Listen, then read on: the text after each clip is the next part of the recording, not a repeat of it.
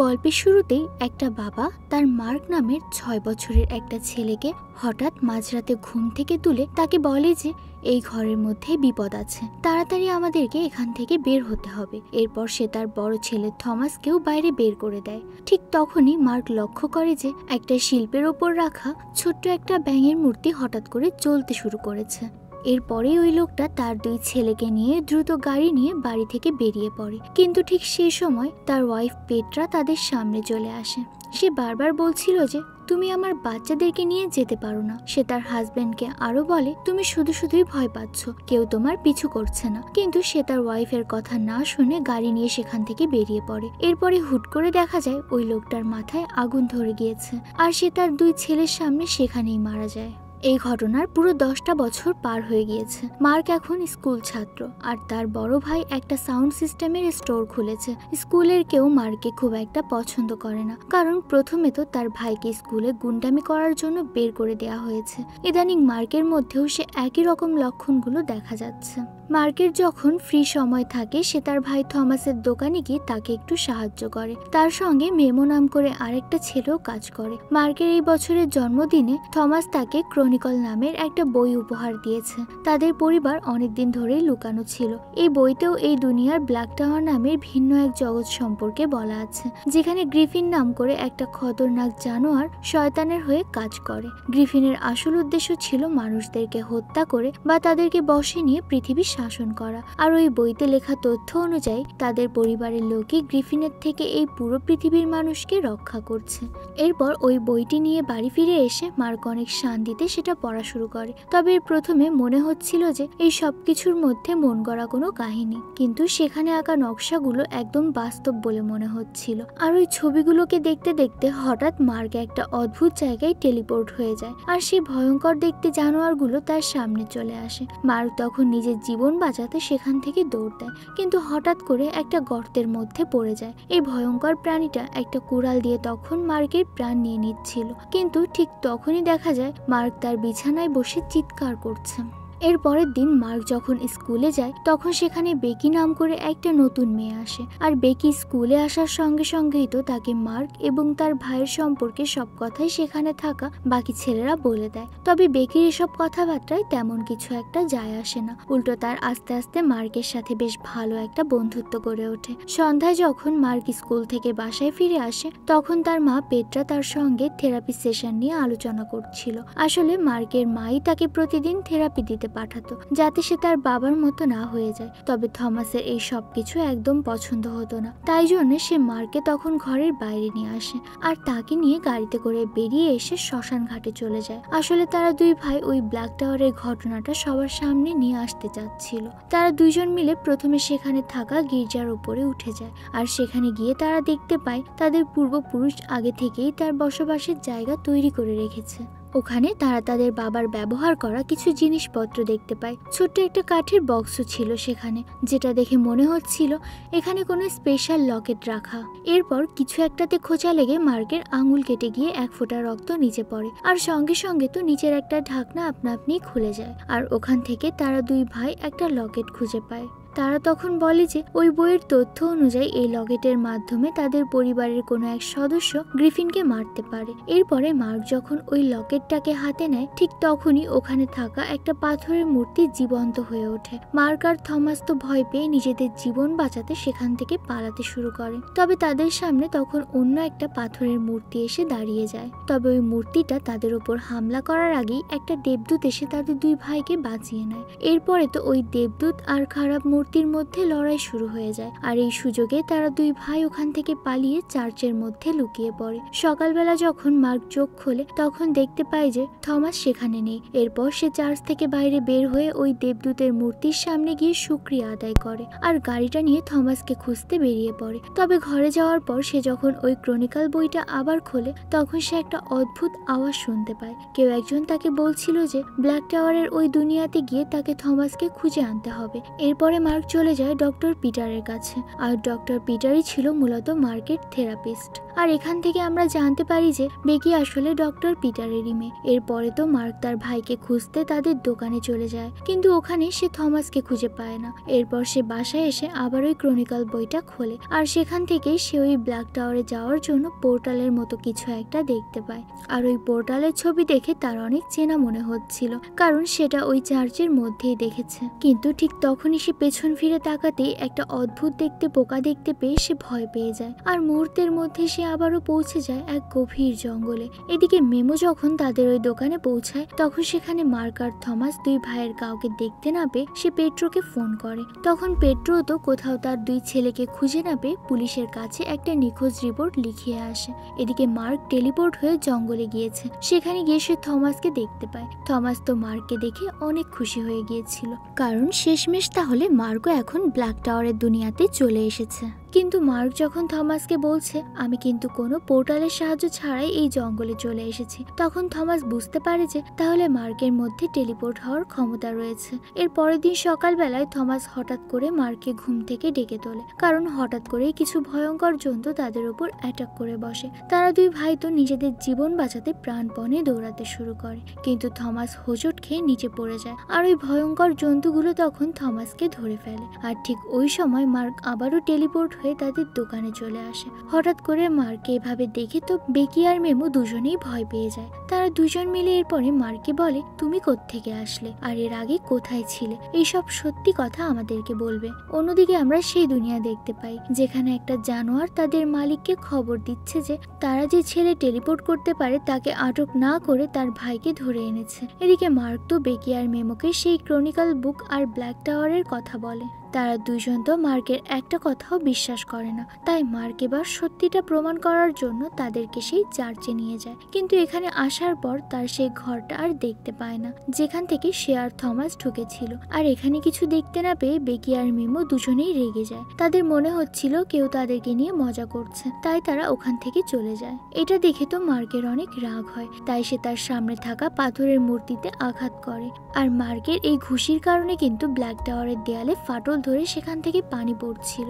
এরপর রাতের বেলায় মার্ক আবারও মিমোর কাছে যায়, কারণ তার ভাইকে খুঁজে বের করতে হলে তার মিমোর সাহায্যের প্রয়োজন। মিমো আসলে মার্কের বলা একটা কথাও বিশ্বাস করছে না, কিন্তু তাও মার্কের রিকোয়েস্ট রক্ষা করার জন্য সে তার সঙ্গে ওই গির্জার পোর্টালের কাছে পৌঁছে যায়। মার্ক সেখানে ওই বইতে লেখা তথ্য অনুসারে একটা পোর্টালের কাছে চলে যায় আর মন্ত্র পড়া শুরু করে। আর কিছুক্ষণের মধ্যেই দেখা যায় যে তাদের সামনের দরজা একা একাই খুলে গিয়েছে। এই সবকিছু নিজের চোখের সামনে এইভাবে ঘুরতে দেখে তো মিমোর নিজেই হয়রান হয়ে যায়। মিমো এটাও লক্ষ্য করে যে সে একদম ক্লিয়ার দেখতে পাচ্ছে। এটা বুঝে তো মিমো নিজেই খুশিতে লাফাতে থাকে। তবে ঠিক সেই সময় দরজা আবারও একা একা বন্ধ হয়ে যায়। এটা দেখে মিমো মার্কের কাছে জিজ্ঞেস করে যে এখন আমরা এখান থেকে আমাদের নিজেদের বাসায় কিভাবে ফিরে যাব। তখন মার্ক তো নিজের চোখটা বন্ধ করে এই সমস্যার ব্যাপারে চিন্তা করে।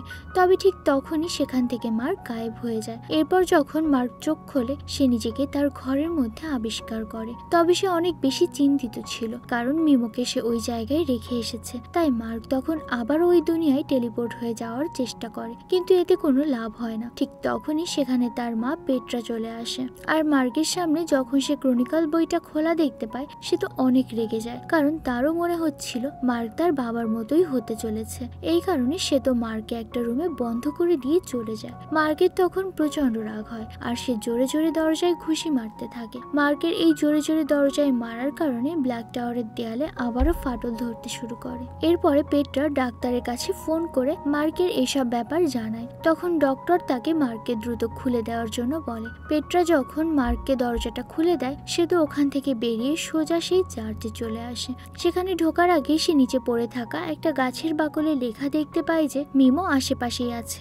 এরপরই মার্ক দ্রুত তাদের দোকানে গিয়ে প্রয়োজনীয় জিনিসপত্র ব্যাগে ঢুকিয়ে বেকির সঙ্গে দেখা করে। সে বেকিকে বলে যে মিমো ওই ব্ল্যাক টাওয়ারের দুনিয়ায় একা রয়ে গিয়েছে, তাই এখন আমি যাচ্ছি তাকে বাঁচাতে। এরপর সে বেকিকে ক্রনিকল বইটা দেয় আর বলে যে যদি আমি ফিরে না আসি তাহলে এটা তুমি আমার মাকে দিয়ে দিও। এরপর সে আবারও ব্ল্যাক টাওয়ার দুনিয়াতে গিয়ে মিমোকে খুঁজতে থাকে। এইদিকে বেকি যখন বাড়িতে এসে ওই বইটা খুলে পড়া শুরু করে তার মনে হয় যে মার্কের মাথা সত্যি সত্যিই খারাপ হয়ে গিয়েছে। অন্যদিকে থমাস সে ব্ল্যাক টাওয়ারের দুনিয়ায় ঘুরে বেড়াচ্ছিল আর একটা পাহাড়ের উপর গিয়ে মেমোর পছন্দের একটা একটা গান টেপ রেকর্ডারে ছেড়ে দেয়। ওই গানের আওয়াজ শুনে সেখানে কিছু ভয়ঙ্কর জন্তু চলে আসে, আর বেকি তার কিছু বন্ধুদেরকে মার্কের ফেলে যাওয়া এই ক্রনিকল বইটার কাহিনী পড়ে শোনাচ্ছিল। তখন বিভিন্ন ফুল পাতা এসব দেখে বেকি চেষ্টা করছিল এগুলো সত্য কিনা সেটা খুঁজে দেখার। এদিকে তো ব্ল্যাক টাওয়ারের দুনিয়ায় সব কয়েদিদের বন্দি করে জোর করে গ্রিফিনের চেয়ারে বসিয়ে দিচ্ছিল। আসলে গ্রিফিন নিজে থেকে কিছু বলতে পারতো না, সে কোনো কয়েদিদের শরীরে এসে তারপর কথা বলতো। মার্ক তো এদিকে মেমোকে খুঁজেই চলেছে, কিন্তু ঠিক সেই সময় ভয়ঙ্কর জানোয়াররা মার্ককে দেখে ফেলে, আর মার্ক সেটা বুঝতে পেরে দ্রুত সেখান থেকে পালাতে থাকে। তবে পালিয়ে যাওয়ার সময় তার অদ্ভুত দেখতে একটা লোকের সাথে দেখা হয়ে যায়। এই লোকটা সব পুরনো বস্তার কাপড় দিয়ে নিজেকে এমন ভাবে মুড়িয়ে রেখেছে যে তাকে দেখে চেনার কোনো উপায় নেই। এই লোকটা এসে মার্কের মুখে অদ্ভুত একটা লিকুইড লাগিয়ে দেয় আর তাকে সঙ্গে করে নিয়ে একটা গুহার মধ্যে চলে যায়। অন্যদিকে বেকি তো ওই বইতে থাকা ফুলগুলোকে নিয়ে এসে সেগুলো শুকিয়ে তার উপর ফোটায় ফোটায় পানি ফেলতে থাকে, আর তার বন্ধুদের নিয়ে অপেক্ষা করতে থাকে যে সত্যি সত্যি এই ফুলটা তাজা হয়ে যাবে। কিন্তু কিছুক্ষণ অপেক্ষা করার পর এরকম কিছুই ঘটে না। তাই এবার বেশ নিরাশ হয়ে বেকি এবার চার্চে থাকা সেই পোর্টাল খোলার একবার শেষ চেষ্টা করবে। তবে সেখান থেকে যাওয়ার আগে তার এক বন্ধু ওই শুকনো ফুলটাকে একটা পানির গ্লাসের মধ্যে দিয়ে দেয়। অন্যদিকে তো ব্ল্যাক টাওয়ারের দুনিয়া সেখান থেকে যখন সব জানোয়াররা চলে যায় তখন ওই মানুষটা তার মুখোশটা সরিয়ে মার্কের সামনে আসে।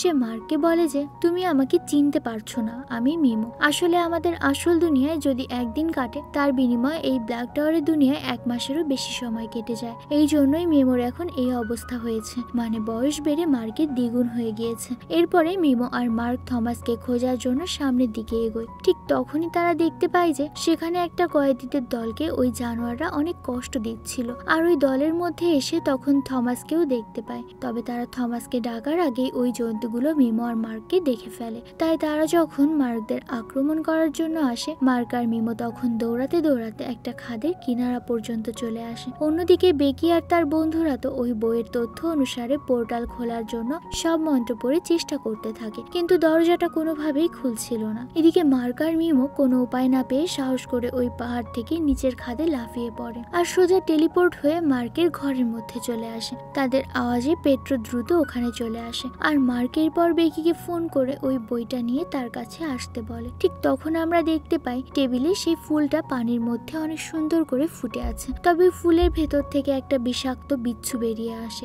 এর পরের দিন থেকেই মার্ক আর মিমো থমাসকে কিভাবে উদ্ধার করবে এই বিষয়ে প্ল্যান করতে শুরু করে। মিমো তো ওই দুনিয়ায় অনেক দিন ছিল, তাই এখন সে খুব ভালোভাবেই বলতে পারবে কোথায় কি আছে। এদিকে একজন জানোয়ার গ্রিফিনকে এসে খবর দেয় যে সেই টেলিপোর্টের পাওয়ার থাকা ছেলেটা আবার এই দুনিয়ায় এসে আসল দুনিয়ায় পালিয়ে গিয়েছে।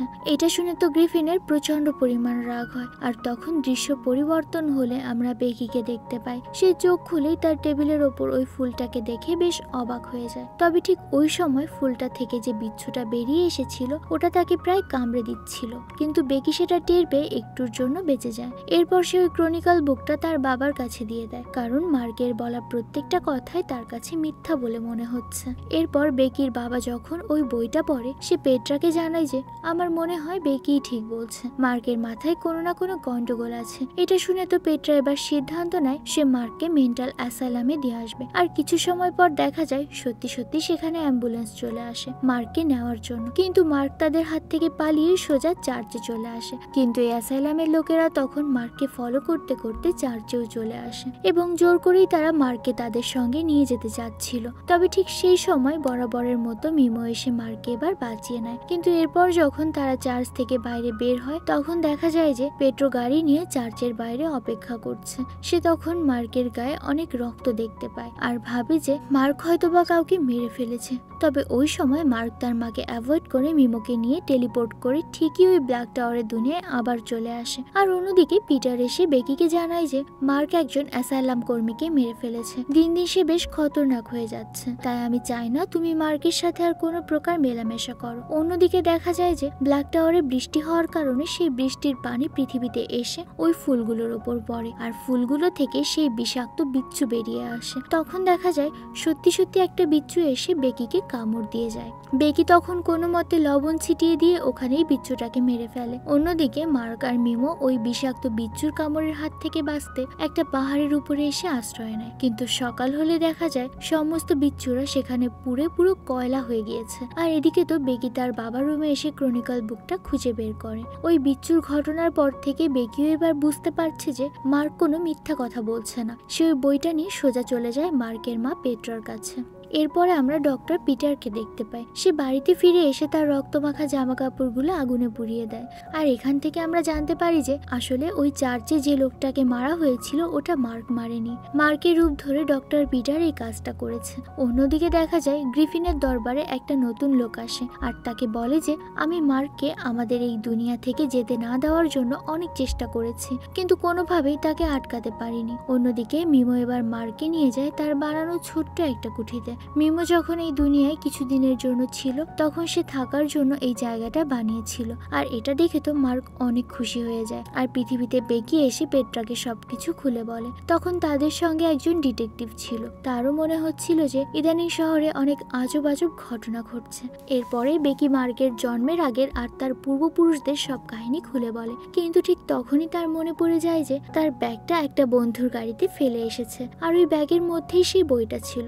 অন্যদিকে সেই ব্ল্যাক টাওয়ারের দুনিয়াতে তো মিমো আর মার্ক রাতের বেলায় আগুন জ্বালিয়ে সেখানে বসে রাতের খাবার খাচ্ছিল আর পরবর্তী প্ল্যান নিয়ে আলোচনা করছিল। মার্ক তখন বলে যে আমরা আবারও ওই পাহাড়ের কাছে যাব যেখানে আমরা থমাসকে দেখেছিলাম। ওখান থেকে থমাসকে নিয়ে টেলিপোর্ট হয়ে আমরা আবারও পৃথিবীতে ফিরে আসব। কিন্তু মার্কের এই ক্ষমতা থাকলেও মিমো চাইলেও টেলিপোর্ট হতে পারে না। তাই মিমোর এখন নিজের ইচ্ছায় টেলিপোর্ট হওয়ার প্র্যাকটিস করতে হবে। ঠিক ওই সময় আমরা দেখতে পাই ব্ল্যাক টাওয়ার থেকে একটা লোক হাতে কিছু মিষ্টি নিয়ে এসে ডক্টর পিটারের বাসায় প্রবেশ করে। আর সে এসে মূলত মার্ক যে এখন ব্ল্যাক টাওয়ারে আছে এই খবরটা পিটারকে দিয়ে দেয়। ওই লোকটা সেখান থেকে চলে যাওয়ার পর পিটার যায় তার মেয়ে বেকির ঘরে। কিন্তু বেকিকে দেখতে না পেয়ে সে তার ঘরে গিয়ে তার পাওয়ার ব্যবহার করে বুঝতে পারে যে বেকি এখন একটা পার্টিতে আছে আর তার ব্যাগটা খুঁজছে। অন্যদিকে দেখা যায় এক অদ্ভুত ঘটনা। মার্কের মধ্যে তো টেলিপোর্ট হওয়ার ক্ষমতা ছিল, কিন্তু সে এখন বারবার চেষ্টা করার পরেও সেখানে আর টেলিপোর্ট হতে পারছিল না। তখন মিমো তাকে বলে যে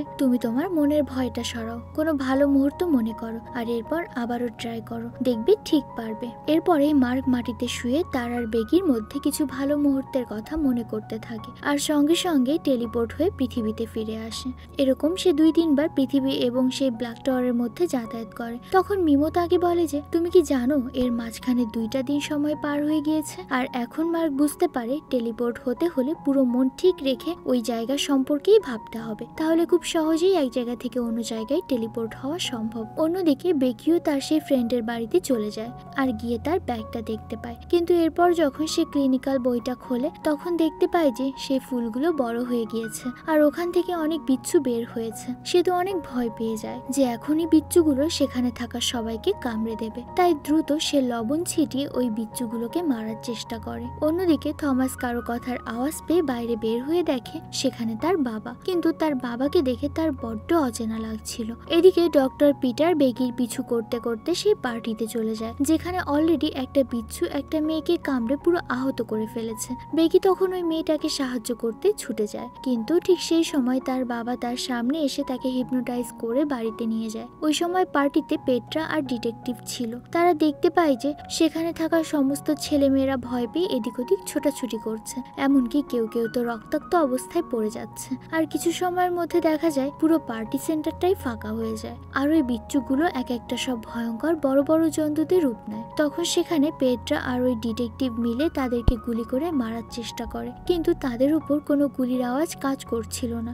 সময় যত যেতে থাকে ততই তাদের আকারও বাড়তে থাকে। ওই সময় আবার পিটার সেখানে চলে আসে। অন্যদিকে ব্ল্যাক টাওয়ারের দুনিয়ায় তো মিমো আর মার্কের মধ্যে মাছ নিয়ে ঝামেলা লেগে যায়। তখন মিমো মার্ককে রেগে গিয়ে বলে তোমার বাবার মৃত্যুর জন্য কিন্তু তুমিই দায়ী। এটা শুনে তো মার্ক এবার প্রচন্ড রেগে যায় আর মিমোকে অনেক জোরে একটা খুশি মেরে বসে। সঙ্গে সঙ্গে দেখা যায় যে ওই ব্ল্যাক টাওয়ারের প্রত্যেকটা দেওয়ালই আবার হেলতে শুরু করেছে। ঠিক তখনই গ্রিফিন তার সৈন্যদেরকে আদেশ দেয় যে মার্ককে ধরে নিয়ে আসো। তবে এদিকে দেখা যায় আর এক ঘটনা। মিমো বন থেকে কাঠ জোগাড় করে যখন মার্কের কাছে আসছিল তখন দেখতে পাই যে মার্ক অন্য একজনকে মেরে পুরো রক্তাক্ত করে ফেলেছে। কিন্তু মিমো এসে যখনই ওই বিমুখে কাজ করে তখনই সে হাওয়ায় মিলিয়ে যায়, কিন্তু বালিতে তার পায়ের ছাপ স্পষ্ট বলে দিচ্ছে আছে যে সে কোন দিকে গিয়েছে। তখন মিমো ওই পায়ের ছাপ ফলো করে একটা তীর ছোড়ে, যেটা সরাসরি গিয়ে ওই ছদ্মবেশে থাকা লোকটার গায়ে লাগে। আসলে এতক্ষণ মিমো রূপে মার্কের সাথে অন্য একজন মারামারি করছিল। এরপরে মিমো আর মার্ক মিলে যখন তার গায়ে আগুন লাগিয়ে দিতে যায়, তখন ওই লোকটা ভয় পেয়ে বলে যে আমি গ্রিফিনের একটা রূপ, সেই আমাকে এখানে পাঠিয়েছে। ঠিক ওই সময় তারা এই দিকে কারো আসার আওয়াজ শুনতে পায়। অন্যদিকে তো পৃথিবীতে পুলিশ সেই পার্টি সেন্টারে এসে দেখতে পায় যে এখানে সব অদ্ভুত রকম জানোয়ার এবং মানুষ মরে আছে, কিন্তু কেউ আসলে জানে না এগুলো কোত্থেকে এসেছে। তখন ওই ডিটেকটিভ পেট্রাকে নিয়ে একটা গাড়িতে গিয়ে বসে আর তাকে জানায় যে তোমার হাজবেন্ড যখন মারা যায় তখন কিন্তু আমরা তার বডির কোনো অংশই খুঁজে পাইনি। তার উপর তোমার ছেলে মার্কের বিহেভিয়ারও একদম স্বাভাবিক নয়, সে কোথায় আছে কি করছে কিছুই আমরা জানি না। তখন আমাদের এই রহস্য বের করার জন্য সর্বপ্রথম ওই বইটা দরকার। অন্যদিকে মার্ক আর মিমো সেই জায়গায় চলে আসে যেখানে এরা মানুষদেরকে বন্দি করে রেখে কয়লা খনিতে কাজ করায়। এত কয়েদিদের মাঝখানে নিজের ভাই থমাসকে খোঁজার জন্য মার্ক একটা বুদ্ধি বের করে। তারা তার পরিচিত একটা গান বাজিয়ে দেয়। ওই গানটা শুনতে পেয়েই তো থমাস সেখান থেকে বেরিয়ে আসে আর হাত নেড়ে তার ভাইকে খুঁজতে থাকে, কিন্তু তাকে এই কাজ করতে দেখে সেখানে থাকা একটা যন্ত্র এসে জোর করে থমাসকে একটা গর্তের মধ্যে নিয়ে যায়। এরপর মার্ক বলে যে আমাদের এখন আর কিছুই করার নেই, রাত হওয়া পর্যন্ত অপেক্ষা করতে হবে। রাত হয়ে গেলে মিমো চলে যায় ওখানে থাকা গার্ডদের ডিস্ট্রাক্ট করতে, আর এই সুযোগে মার্ক টেলিপোর্ট হয়ে চলে যায় তার ভাই থমাসের কাছে। থমাস তাকে এখানে আসতে দেখে বলে যে তুমি এখানে কেন এসেছো? গ্রিফিনের আসল উদ্দেশ্য তো তোমার পর্যন্ত পৌঁছানো, তারা তো তোমাকে এই জন্যই ব্যবহার করছিল, আর তুমিও বোকার মতো এই ফাঁদে পা দিয়ে দিলে। এখন আমি তোমাকে এদের হাত থেকে কিভাবে বাঁচাবো? আসলে গ্রিফিনের পৃথিবীতে পৌঁছানোর জন্য মার্কের শক্তি দরকার ছিল। অন্যদিকে দেখা যায় মিমো তো সেখানে থাকা সমস্ত গার্ডদের তাদের পিছু করিয়ে নিয়ে পোর্টাল পর্যন্ত পৌঁছে যায়, আর এদিকে তো মার্ক আর পিটারের মধ্যে কথা কাটাকাটি হয় যে কে এখন গ্রিফিনের মুখোমুখি হবে। তখন মার্ক বলে যে আমার কাছে সেই লকেটটা আছে, আর এরপর সেই লকেটটার শক্তি থমাসকে দেখায়। ওটা ব্যবহার করে নিমিষেই যে কোনো দেয়াল পর্যন্ত গুড়িয়ে দেওয়া যায়। এরপর তারা দুই ভাই তো ওখান থেকে সেফলি বেরিয়ে আসে, কিন্তু বিপদে পড়ে যায় মিমো। ওইসব ভয়ঙ্কর জন্তুদের সাথে মারামারি করতে যেয়ে তার হাতের আঙুল পর্যন্ত ওই জন্তুরা খেয়ে নেয়। তবে ঠিক ওই সময় থমাস আর মার্ক সেখানে গিয়ে মিমোকে এই যাত্রার মতো বাঁচিয়ে নেয়। কিন্তু গ্রিফিন যখন জানতে পারে যে তারা তিনজন এখান থেকে পালিয়ে গিয়েছে, তখন সে চেষ্টা করে দ্রুত পোর্টাল পর্যন্ত পৌঁছানোর। তবে তারা তিনজনই যখন একদম পোর্টালের দরজার সামনে চলে আসে, তখনই থমাস মার্কের কাছে তার বাবার সেই লকেটটা চায়। তবে মার্ক যখন ওই লকেটটা দিতে না চায়, তখন থমাস তার কাছ থেকে এক প্রকার জোর করে লকেটটা ছিনিয়ে নেয়। আর এতক্ষণে সেখানে গ্রিফিন পৌঁছে গিয়েছে।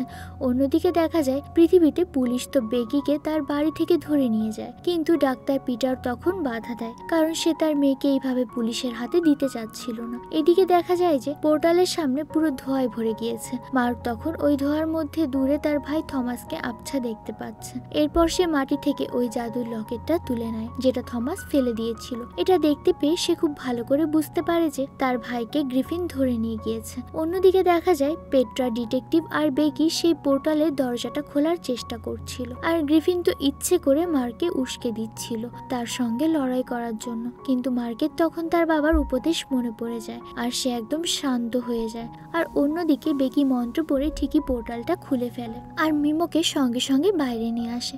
আর মার্ক যেহেতু গ্রিফিনের সঙ্গে লড়াই করতে রাজি হয় না, তাই সে তো অনেকটা রেগে যায়। আর এই সুযোগে মার্ক তখন ওই লকেটের শক্তি ব্যবহার করে আঘাত করে, তাই গ্রিফিন বাধ্য হয় থমাসকে ছেড়ে দিতে। দুই ভাই তো এরপর দ্রুত সেখান থেকে বেরিয়ে যায় এবং পোর্টালের সাইডে পৃথিবীতে চলে আসে, আর গ্রিফিনের মুখের সামনেই পোর্টালের দরজাটা বন্ধ করে দেয়। আসলে এখানে মার্ক আর থমাস মূলত পোর্টালের দরজাটা খুলে বেকিকে সাহায্য করেছে। এরপর আমরা এই গল্পের আরেকটা টুইস্ট সম্পর্কে জানতে পারি। বেকির বাবা ডাক্তার পিটার আসলে গ্রিফিনেরই লোক। গ্রিফিন তাকে পৃথিবীতে পাঠিয়েছিল মার্কের ওপর নজর রাখতে, কিন্তু যেহেতু সবাই পিটারের আসল পরিচয় জানতে পেরে গিয়েছে, তাই গ্রিফিন তাকে সেখানেই মেরে ফেলে আর অন্য একটা লোককে ঠিক করে মার্কের ওপর নজর রাখতে। এরপর বেশ কিছুদিন সময় পার হয়ে যায়। থমাস আর মার্ক এখন স্বাভাবিক জীবনে ফিরে এসেছে। তবে গ্রিফিন কিন্তু এখনো শান্ত হয়নি, তার মতো করে পরিকল্পনা করছে কিভাবে আবারও মার্কের শক্তি ছিনিয়ে নিয়ে এই পৃথিবীকে ধ্বংস করতে পারে। আর এখানেই আমাদের আজকের গল্পটা শেষ হয়ে যায়। মানে বুঝতে পারছো তো বন্ধুরা, গ্রিফিন হয়তোবা অন্য কোনো রূপে আবারও ফিরে আসবে।